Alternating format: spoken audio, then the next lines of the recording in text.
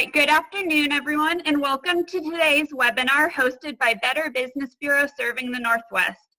My name is Dana Gorski, and I am the social media coordinator at your local Better Business Bureau. Today, we have the opportunity to hear from Joyce Allen, a return to work outreach specialist with the Washington State Department of Labor and Industries. In her role, Joyce uses a collaborative approach with employers to save them money by bringing injured workers back to work. We will have a Q&A session at the end of the webinar, so please feel free to ask any questions you have at that time. Now that all of that is out of the way, thank you all for joining us, and I'm going to hand the presentation over to Joyce. Thank you, Dana. It's an honor to be here and to connect with everyone. Thank you for attending. We're going to talk about creating a return to work culture in Washington State by listing and mentioning the benefits of the financial incentive reimbursement programs that we have, and they are the Stay at Work program and the Preferred Worker program.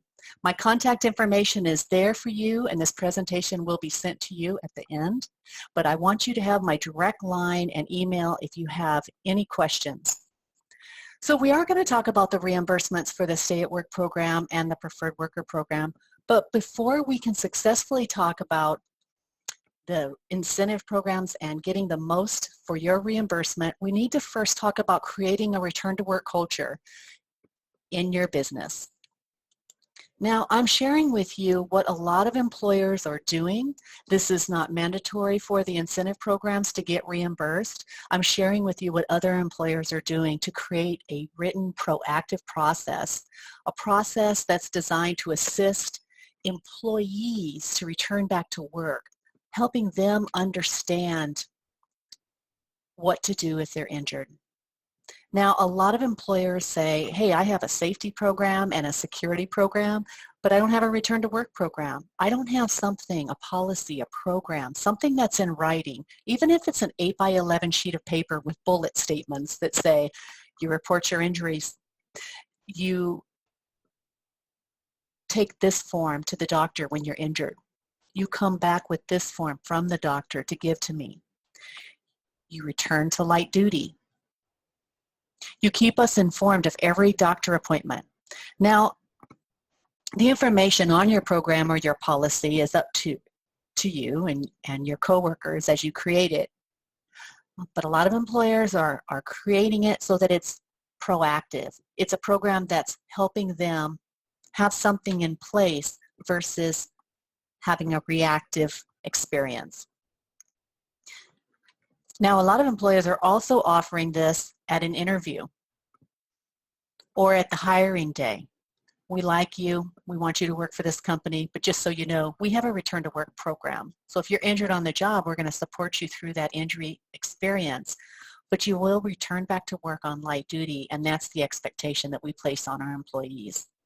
So it's really proving as successful in Washington State to create a return to work culture versus a go home and recover at home culture. We're trying to leave a reactive process and move into a proactive experience. So creating a return to work program provides the who, what, when, where, why, and how.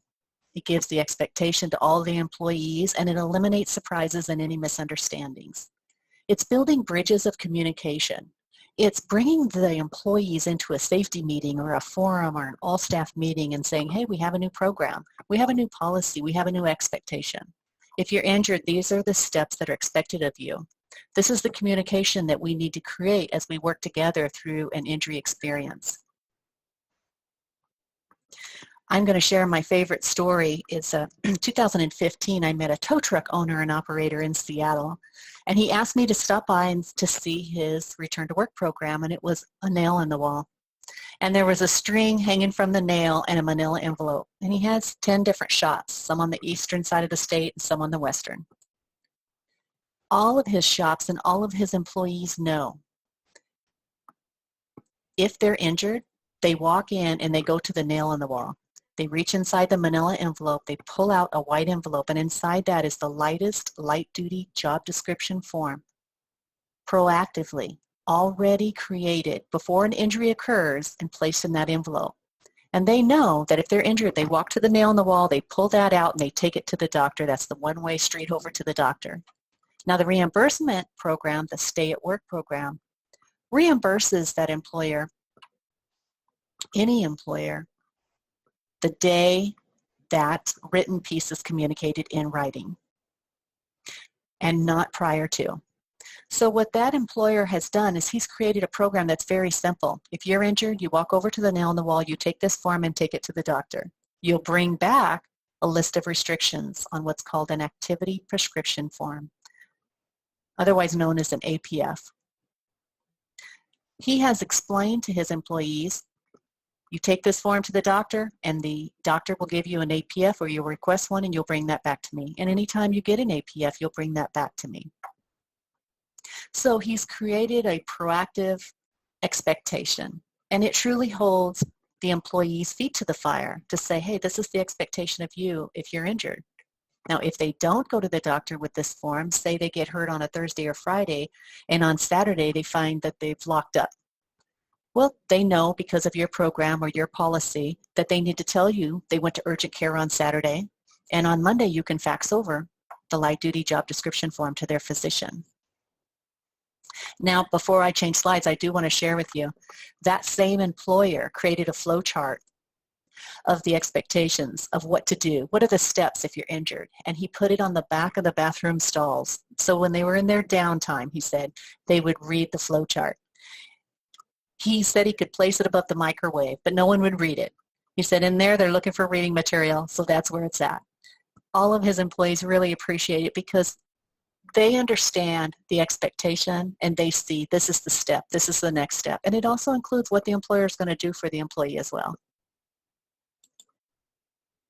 So I'm showing you here the employer's job description form. This is the light duty job description form that's available on the Stay at Work website and can be downloaded previous to an injury to complete before the injury occurs. Now, to complete this, you'll notice that the belly of the form is similar to what the doctor is going to give the worker, the activity prescription form, the APF. And what a lot of employers are doing is they're completing this ahead of time with the lightest light duty that they can come up with. The tow truck operator, his example is everyone's going to be shredding paper and answering phones. So a lot of employers are creating this form, completing it ahead of time so that it's ready to go if someone's injured. Brainstorming together as a team what light duties could be created at your work environment. Now this is the form that gets sent over to the physician, needs to be communicated in writing, and the physician will mark it at the bottom, approved or not approved. The Stay at Work program is created out of the legislature for state-funded employers, and it's not for self-insured employers. It's a financial incentive to help employers financially afford to bring someone back to work versus having them recover at home. The Stay at Work program has 4 different categories of reimbursement, and it's per claim, not per Joe. So if you have a particular person that's injured, let's say his name is Joe, and that claim closes and another one opens, then there's a possibility of all of the reimbursement benefits again. We're going to first talk about the wage reimbursement. It's 50% of the base wage. There are monies excluded, but we do include shift differential and overtime. So if you have Joe injured and you have an understanding with Joe because you have a program or policy that says if you're injured, you're returning back to work, and then Joe works on light duty because his physician says he can, he works under the restrictions placed on him. Now you can file for reimbursement when Joe's released to full duty. You can file a couple weeks after, a month after. You have a year to file. A lot of employers wait until their employee is released to full duty and then they get online, which you can now file online at our website, and then they start the reimbursement application process. So there is no previous registering for the program. You have the form ready. The employee takes it to the doctor's office, brings back a list of restrictions. You place Joe back to work in a light duty capacity, and when you're ready to request a reimbursement, you'll file online through the application process. Now we reimburse 66 days actually worked, and they don't have to be consecutive. And the beauty in that is if you have a scenario, an injury, January 1st, and then Joe doesn't return back to work because he needs surgery until February 1st. But when he returns back to work, he's only working 2-hour days, and then on March 1st, he's working 6-hour days and 8-hour days. You have a year to file and 24 months to use your 66 days. And that year and that 24 months, the clock starts on the first date you request on the form. So if you're requesting March 1st, because those are the larger amount of days, then the clock starts on March 1st. Not from the date of injury, January 1st, or from the first day your employee returns back to work light duty, unless you want to select that day. The clock starts on the day you select for reimbursement. And the reason we've chosen the 66 days is because that is 3 months. We look at 22 working days in a month, and most claims, the average of claims, soft muscle tissue, like back injuries and sprains, lacerations even, resolve within the first 3 months. And the beauty in having it not be consecutive is if you want to pick and choose the larger days worked, you can jump around the calendar. Well, he worked 6 hours here, I want to choose that day. He worked 8 hours here, I want to choose that day. It doesn't have to be the 66 days straight in a row. And the beauty in having it available for 24 months is if your employee only has 7 days of light duty restrictions based on the attending physician, and then that claim successfully closes, and then let's say a year later successfully reopens, as long as you're within 24 months, you can use the rest of your 66 days. We also have training reimbursement, which is $1,000 that can be used for tuition or books. Some employers have their employees take an online course to brush up on customer service or Excel. Some employers send their employees to community colleges. I know some construction companies that have employees that can no longer be a construction worker, but they can be a flagger, and it requires a flagging certification. And they use that $1,000 for that training. There's tools and equipment reimbursement of $2,500. It does become the property of the employer, as does the training materials. Sit-stand stations, ergonomical equipment, split keyboards, monitor lifts, patient lifts, hydraulic lifts. There was a auto mall that purchased a golf cart. There was a farm that purchased a golf cart. So when the knee injury healed, the golf cart became property of the employer. Laptops, computers. The purpose of these additional categories is to say the employer possibly has no reason not to offer light duty. So the legislature came in with this additional monies to assist in creating the position. For example, I have 2 computers in my office, and I have 2 employees that work for me. I would not want one of these employees to get it from that computer so that someone on light duty could fiddle with Excel. So they will purchase a laptop or a computer and then get reimbursed through a reimbursement request form. So this is a great opportunity for us to assist an employer with ergonomical equipment at the beginning of a claim. Now there's clothing reimbursement of $400, and that becomes the property of the worker. So if you have someone digging ditches, or now they need to work outside in the cold, maybe some customer service khaki pants, button-up shirts, or a jacket that heats up. We're now going to talk about the preferred worker program. The stay at work program, which we just discussed, is during temporary restrictions. So what is the preferred worker program? It's not a new program. We've made enhancements to this program. The enhancements were effective January 1st, 2016. But it's really to mirror the benefits received through our stay at work program, which I just explained to you. And the goal of this program is to assist a worker who has permanent restrictions and help them obtain a new long-term job. So what is a preferred worker? Well, it's someone who's been injured on the job and now has a permanent impairment because of that work-related injury. The goal is to create a bridge between the worker with permanent impairments and prospective employers. The certification enables that is given to the employee, enables an employer financial incentives when they hire that worker that has permanent impairments. So who can be certified as a preferred worker? Well, the certification is attached to the employee, to the worker, and financial incentive is given to the employer that hires them. So how does a worker become a certified preferred worker? Well, they need to have an open state fund claim that resulted in a permanent disability, and they must have a physical, or it could be a mental condition caused by an on-the-job injury. It could have also been an occupational disease, which is not requiring further treatment, and the worker is at or near medical improvement. So how might someone define a permanent disability? Well, we find there's a stigma against people who file L&I claims, especially when someone has a permanent disability resulting from the claim. And we do realize that someone may have a permanent disability, but we agree they're not broken. They still have skills that an employer can find useful. How does L&I define a disability?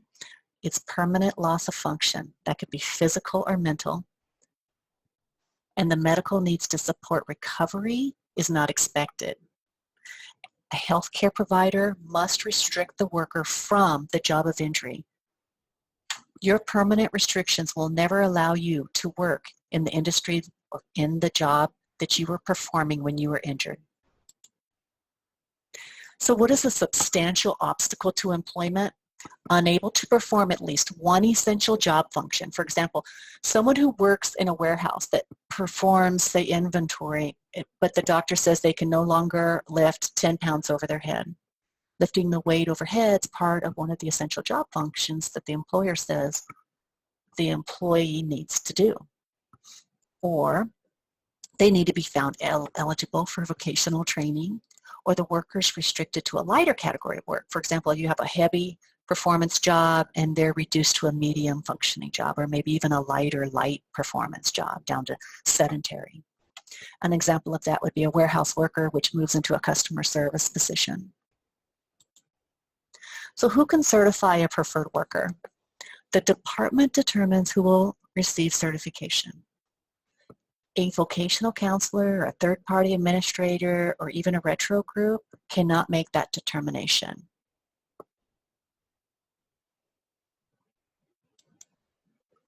Who determines if the new permanent job meets the preferred worker medical restrictions? It takes a departmental vocational counselor along with the healthcare provider to determine if the job meets the restrictions. And we have here listed the definition of a healthcare provider. It could be the attending physician that was assigned on the claim, or it could be the worker's current primary care provider, or in some incidences it could be a mental health provider. How long does the preferred worker certification last? Well, once the department has received all of the required documents, the benefit start date begins. And if a worker has a new claim that results in a worsened condition or a new body part, they may be eligible under that new claim for another preferred worker status. The preferred worker certification expires no later than 5 years after the claim's closure date. And I think the next slide does a great job illustrating the 5-year example. So we show a claim closure date to the left and 5 years after the claim closure to the right. And there's examples of 36-month windows of benefits within the 5-year time frame.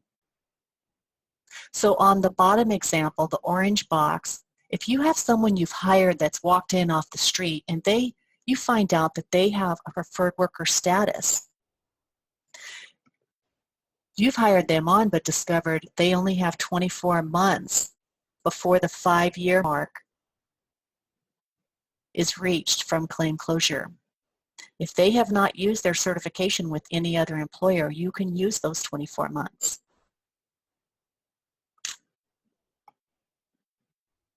Now, if anybody would like this to be repeated towards the end, we can always revisit this slide. So which employers are eligible to benefit from the Preferred Worker Program? It's state fund employers. They must be in good standing, not always owing us any money for any program. They can be self-insured employers that hire a worker who received their preferred worker status while working for a state fund employer.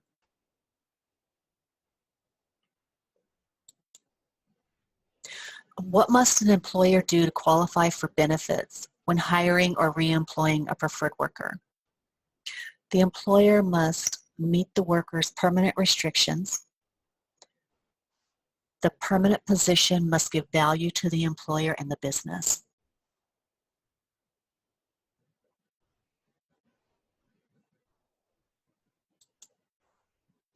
So let's go over the employer benefits. The Preferred Worker Program provides a financial protection to an employer who hires a preferred worker, because if the injured worker files a new claim during the time they have their certification period, it does not affect the employer's rates. Now, this is not a new incentive. This is part of the original benefit of the Preferred Worker Program. And the next slide does a great job in explaining how the cost is paid. So this is how it works. If the worker files another claim during their preferred worker status, the cost of that new claim is charged against the second injury fund. And for self-insured employers, they would get reimbursed when the claim is ready for closure. So if a self-insured employer hired someone walking off the street finding out that they have a preferred worker status with L&I, they can take advantage of that preferred worker status because they received it while they were working for a state fund employer. They would pay for the claim and get reimbursed when that claim closes. When you hire a preferred worker, the employer files risk class code 7204. 7204 is added to your L&I account, and this is the risk class you'll report the hours worked by your preferred worker. Now, for state self-insured employers, L&I reimburses them, then they deduct the amount of claim cost on their next quarterly report. So far, we've outlined what hasn't changed with the program, rather what's enhanced the program effective January 1st, 2016. So now let's go over the newly added benefits. So like I said before, the Preferred Worker Program mirrors the Stay at Work program with 50% gross wages up to 66 days, not to exceed the $10,000. And there are certain wages, again, not included. There's $2,500 for equipment and tools needed to perform the job. And this equipment, same as the Stay at Work program, stays the property of the employer. There's $400 for clothing, which becomes the property of the employee, same as the Stay at Work program. And there's no training money given. As the legislature states, the employer must train the employee as if someone walking in off the streets to a new full-duty position. So continuing with benefits, the Preferred Worker Program is currently working hard on building the bridges to help workers find employment. And to help them sustain the employment, Labor and Industries has created the Continuous Employment Bonus. If the employer keeps the worker employed for 12 months without a deduction in wages, there's a one-time payment. It's of the lesser amount, either 10% of the worker's wages or $10,000.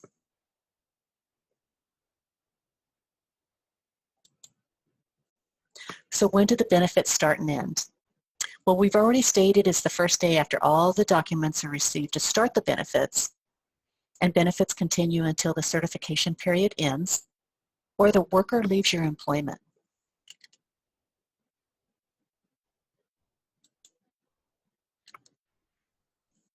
So the employer will not be eligible for preferred worker incentives if the offered job is the job of entry with minor or not enough modifications.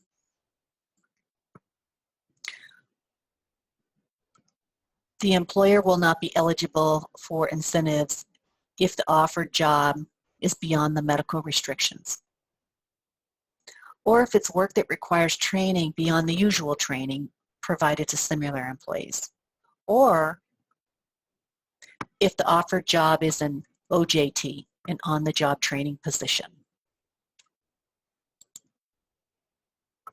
So we're going to discuss the 5 steps on how to apply for reimbursements. Again, first of all, ensure you're in good standing. Now you can be in an approved payment plan. That is the first step. The second step, create a permanent position. A permanent position that meets the worker's permanent restrictions. Thirdly, place the permanent job details on a job analysis or a job description form. Now the job analyses, some employers have them on file, some employers receive them from the vocational counselor during the life of a claim, and the job description form can be downloaded from either the Stay at Work website or the Preferred Worker Program website. Both of those websites will be given to you. Step number 4, after the provider approves the job, offer the job to the worker. That must be in writing, and have the worker sign a job offer letter. On step 5, you complete part B of the Preferred Worker request form and attach it. You will attach the Preferred Worker request form, the job analysis, or the job description form, whichever you used, and the job offer letter signed by the worker. Visit the Preferred Worker website. You can download the Preferred Worker request form, and make sure to watch our program's recently created Preferred Worker testimonial. I really would have liked to have played that for you on the webinar, but I couldn't get the sound to work, and it could be videos just aren't allowed on webinars. But the information will be sent to you, and hopefully you'll be able to see a true A to Z experience with the Preferred Worker Program through this video.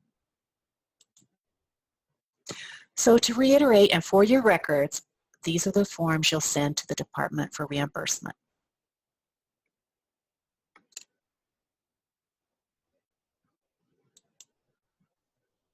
So I want to give you some contact information. For our Stay at Work website, we have the first link.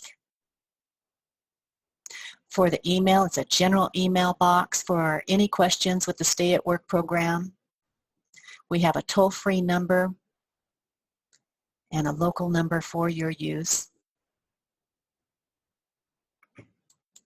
On this slide, I want to show you the website for the Preferred Worker Program, the general email box with any questions, and the toll-free number for the Preferred Worker Unit.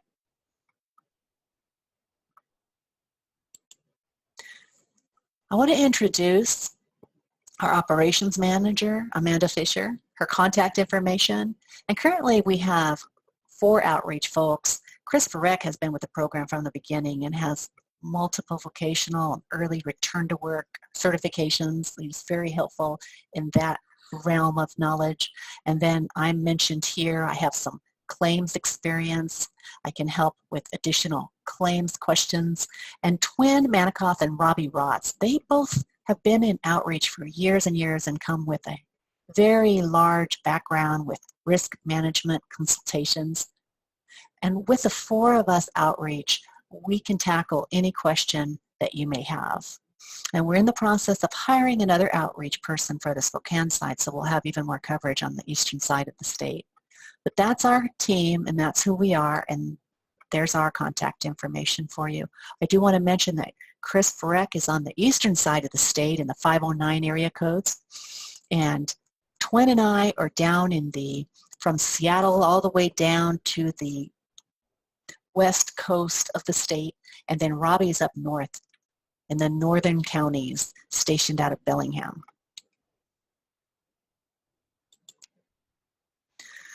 So I want to show you where we've tried to be active in organizations and businesses to present to companies as much as we can, speaking to groups en masse. And please let us know if there's an organization or a business that would like a personal appearance. We do come to employers. We visit with you one-on-one to help you set up templates, return to work programs, expectations, help you create that return to work culture in your business. We're all working together to create a more successful return to work workers' comp experience in Washington State. And a special thank you to the BBB, who's connected us to multiple employers that are here with us today, and the additional individuals who may watch this recorded webinar later.